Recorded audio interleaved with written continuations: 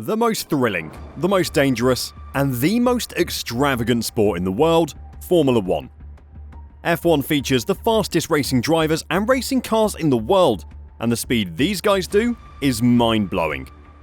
If you haven't heard of F1 before, Drive to Survive is probably how you got into the sport.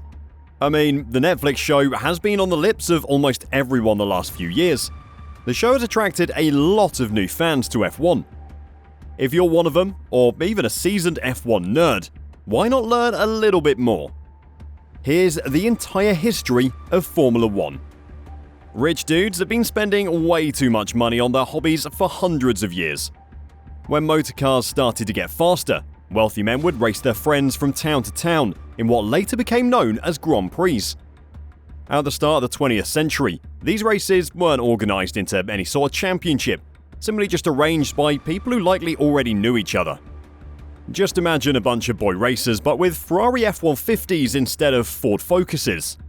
The European Motor Racing Championship of the 1920s and 1930s was the first time a set of races featured specific rules. The name Formula 1 came from a specific set of rules which created a new championship. Not long after World War II, the FIA was set up and they organised the very first F1 season, to begin on the 13th of May 1950 at the Silverstone Circuit in the UK. The race was just a little bit different to an F1 race now, being a hell of a lot slower, and with Alfa Romeo, yeah, you heard me correctly, I did say Alfa Romeo, being on all three steps of the podium. But this was the launch of what we now know as Formula 1, even if it looks a hell of a lot different to the racing today. The early years were dominated by Alberto Ascari, who won the title in 1952 and 1953. But just to show how dangerous the sport was, Ascari would pass away in Monza, which is why the chicane where the crash happened is now known as the Ascari chicane. The new FIA kinda looked around and went, well, this is a little boring. The same teams were winning every time, and so they brought in a huge amount of rule changes for the 1954 championship. You may have heard this one before, but the massive changes to the regulations of Formula 1 engines helped a certain German team named… who was it again? Oh yeah, Mercedes. With Argentine Juan Manuel Fangio at the wheel, Mercedes would win back-to-back titles. Ferrari's strategy at the time was pretty simple. Why not just pinch Mercedes' driver? That's exactly what they did, and hey, it worked perfectly. Fangio's move to Ferrari was mainly down to Mercedes withdrawing from motorsport after the deadliest crash in motorsport history. Mercedes driver Pierre Levey was one of 84 people who lost their lives in the 1955 Le Mans disaster, and it prompted Mercedes to pull out of motorsport for 34 years. With Mercedes pulling out of F1 and Ferrari and Alfa Romeo struggling more and more, F1 was wide open for the taking. They just needed one plucky little nation with a little bit of engineering genius to come in and revolutionise F1 car design. Oh, would you look at that? It was Great Britain who had a brand new crazy idea. They thought, hey, instead of putting the engine in the front of the car, why don't we put the engine in the middle of the car? Listen, I know what you're thinking, but just hear me out. Putting the engine in the middle of the car made the car much faster around the corners. This led to 5 championships for British drivers, including 2 for legend Jim Clark in the early 1960s. British fans will like to gloss over this sort of thing, but let me tell you a secret. It was Bugatti who introduced mid-engine cars into the championship. Mike Hawthorne, Graham Hill and John Surtees would also claim titles in that time, with the early 1960s being a brilliant time for English Formula 1 drivers.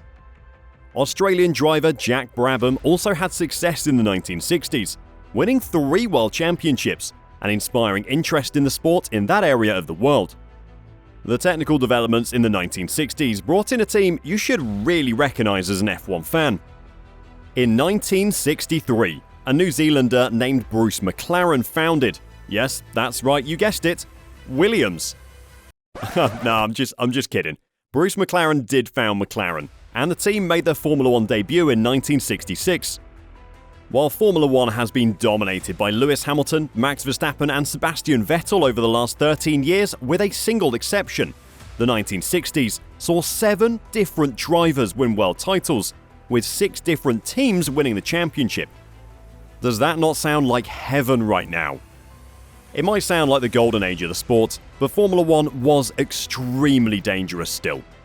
I know this sounds crazy, but helmets and overalls were not mandatory until the 1960s, making the sport extremely dangerous. So, probably not the golden age of Formula 1. There were also 2 famous crashes around this time, with former champion Jim Clark passing away in a Formula 2 crash in 1968. 2 years later, Formula 1 would crown the first posthumous world champion, as Jochen Rindt won the 1970 World Championship despite passing away with 4 races to go. Money. It really does make the world go round. It is also now crucial to Formula 1, but there really was not a huge amount of profit to be made before the 1970s.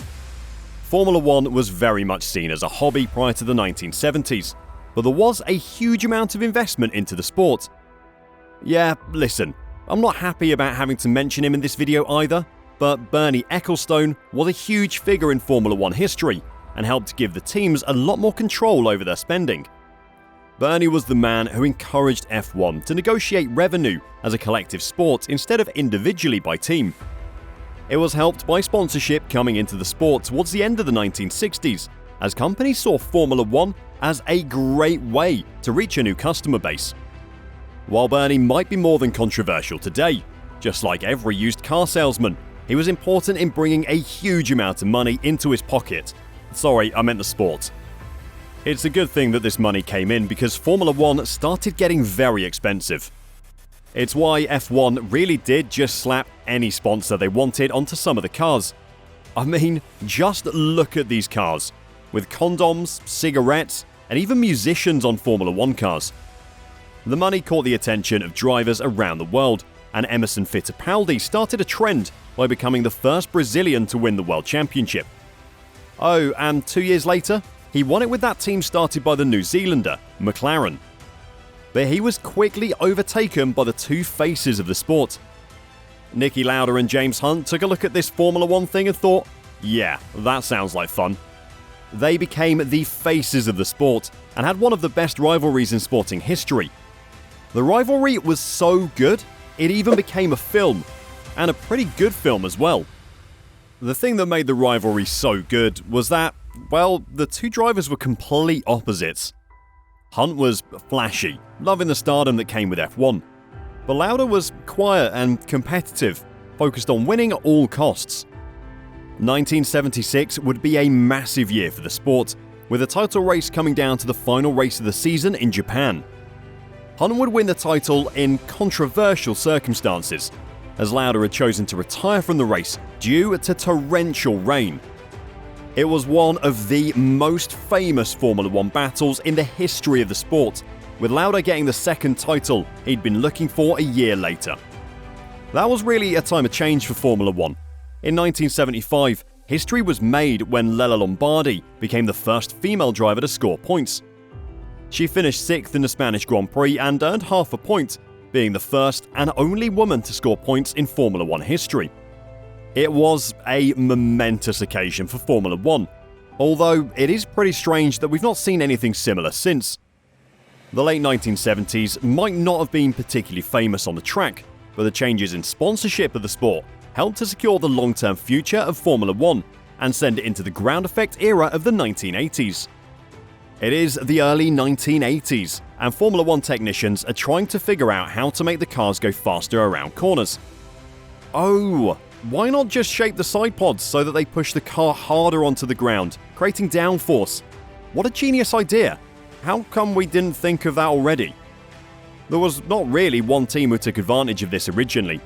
Nelson Piquet won 2 world championships in the early 1980s, but there was one man who returned from the dead to win a title. Okay, well, not exactly from the dead, but Niki Lauda was about as close to dying as you could possibly be.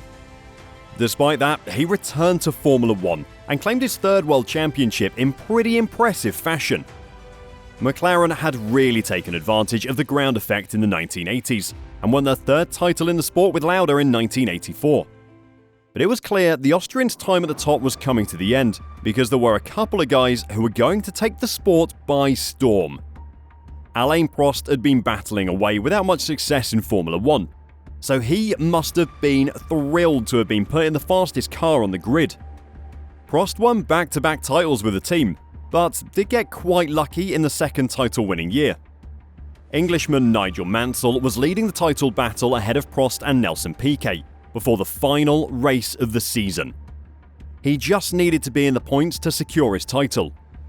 The race was going perfectly for Mansell, as he was running in the points and on track for his first world title. With just a few laps of the race left, the worst thing that could have possibly happened to Mansell happened. Running at almost 180 miles an hour, his left rear tyre exploded. In a split second, his race and his title chances were gone. The worst part for Mansell is that he managed to miss hitting anything, but if he had hit the wall, the race likely would have been ended early, and he would have been given the points to win the title. The new engineering designs also paved the way for two of Formula 1's greatest ever teams. The 1980s were a great time if you were a fan of either McLaren or Williams. For an entire decade, it was one of these two teams at the top of the sport. Wouldn't you just hate to have only one or two teams winning every title for more than a decade? I mean, how boring is that? Oh wait. McLaren were pushed forward by an incredible driver pairing of Alain Prost and Brazilian youngster Ayrton Senna. They had hoped the two would be great friends, but they actually turned into great enemies. Two different titles were decided by dramatic crashes in Japan. The pair took turns winning F1 titles until 1992 rolled around. Williams had been putting in the time at the factory and had developed a masterpiece called active suspension. The engineers who came up with the technology are probably going to smash their computers hearing my description, but let's give it a go. Active suspension is the suspension moving comparative to where the car is on the road. This allows a smoother drive as well as improves cornering, acceleration and braking. So you can see how it helped Williams have by far the fastest car on the grid. Things seemed to be going great in Formula 1 until the 1994 San Marino Grand Prix. Undoubtedly, one of the worst weekends in Formula 1 history. The sport lost two drivers in a single weekend. The two fatalities included former world champion and potentially the greatest F1 driver ever, Ayrton Senna. It was a serious wake-up call for the sport, and safety became the focus of the FIA's future plans. The changes made have helped save countless lives, as well as make the sport viable for future drivers. 2 years after the fateful crash in San Marino, Formula 1 had new safety regulations, as well as a new champion. After 2 years of a young German driver named Michael Schumacher winning the title, a Brit was back on top spot. Damon Hill became the first son of a world champion to win an F1 world title, following in the footsteps of his father Graham, who won in 1962 and 1968. It was followed up by a highly controversial championship, where Schumacher deliberately rammed into his title challenger, Jacques Villeneuve, in the final race. The Canadian still went on to win the title, and is still the last non-European driver to win a Formula 1 World Championship. The Flying Finn was the final man to win a World Championship in the 20th century, before a new era of dominance started. If you speak to pretty much every F1 driver who's between 30 and 40 years old, they'll speak about their memories of growing up watching Michael Schumacher flying around tracks in his bright red Ferrari. This is because as soon as the 21st century started, one man took over Formula 1 in one of the most dominant eras in the sport's history. If you thought that Lewis Hamilton was overpowering with Mercedes in the hybrid era, just listen to this. The German won 5 straight titles with Ferrari. It was a breeze for the German, with no one getting close to beating him at pretty much any point. Not only was it a phenomenal time for Schumacher, but it was a pretty sick time for Formula 1 fans, as the soundtrack was beautiful. Honestly, I could go to bed listening to those V10 engines. The V10 era was a great one to listen to. I mean, if you talk to any Formula 1 fan, they'll tell you that the V10 engines were the best sounding in F1 history, and for good reason. There were times in those title-winning years when it looked like Michael Schumacher would take his V10-powered Ferrari to 10 titles in a row. But hold on, who's that dancing his way to a world title? The fresh-faced Spaniard named Fernando Alonso would be the man to dethrone Michael Schumacher. He didn't do it just once though. Alonso won back-to-back titles with the blue and yellow Renaults. That 2005 season though had a very controversial race, where just 6 of the 20 cars actually started the race. No, I'm not drunk or making it up. 6 cars started. I mean, just look how silly this grid looks. At the 2005 US Grand Prix, the Michelin tyres used by the majority of the teams kept on bursting. The pesky track had a bank turn which put a huge amount of load onto the tyres. And it wasn't just one accident, with multiple tyre failures occurring for the teams running Michelin tyres. With Formula 1 unable to guarantee the safety of anyone running the Michelin tyres, all of the teams who used their tyres pulled out of the race. It left just 6 cars on the grid, as Ferrari, Jordan and Minardi all used Bridgestone tyres, and did not have to worry about their tyres bursting. Lucky them. In one of the weirdest races in the sport's history, 6 cars raced around and Michael Schumacher got the victory. The race was rightfully called a farce. They might as well have been racing around a supermarket with trolleys. But that did not stop Fernando Alonso winning the title with Renault. After a bad year with McLaren, Alonso was in his second stint with Renault in 2008 when he won the Singapore Grand Prix. The Spaniard had benefited from his teammate Nelson Piquet Jr. crashing just after he had pitted, allowing Alonso to take the lead and win the race. But a year later, Renault made a mistake. Piquet was fuming that the team were planning to release him and dropped a massive bomb on the Formula 1 world.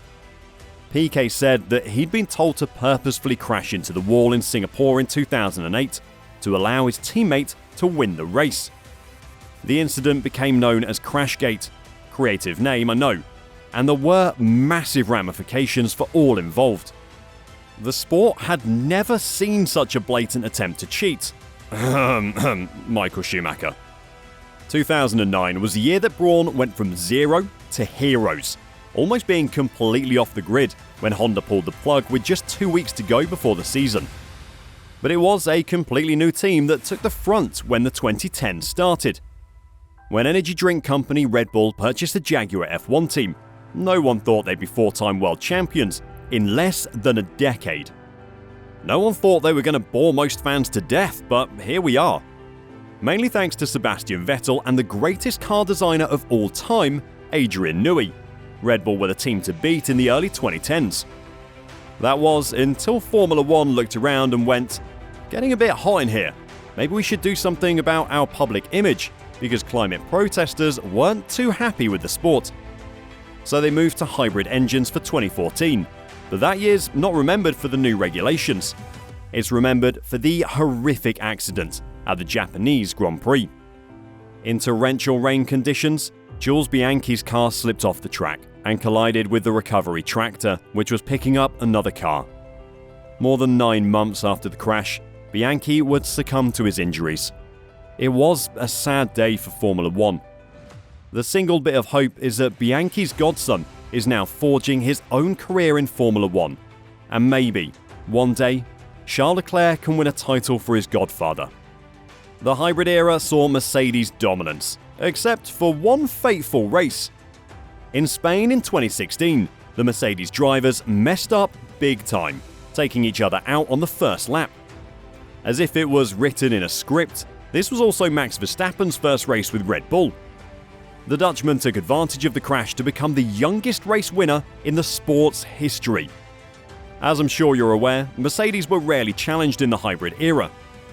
From 2018, there was an interesting title race for a few years, with Ferrari and Sebastian Vettel putting up a decent fight, but there was always going to be one winner. The last few years of Formula 1 feels very new. Max Verstappen is now the dominant force in Formula 1 and Red Bull look unstoppable. Youngsters like George Russell, Charles Leclerc and Lando Norris will surely be winning titles in the future, and it won't be long until more legends retire, like Vettel has already done. I think that pretty much brings us up to today. Oh no, wait, whoa, slow down. Before you get into the comments and scream about how I missed your favourite driver finishing, 7th in Malaysia in 1974, it is impossible to cover everything. If you did like this video covering most of the history of Formula 1, why not show us by hitting the like button down below? If you enjoyed this video, why not check out another from the channel, like this one right here? Thank you for watching, and we'll see you next time.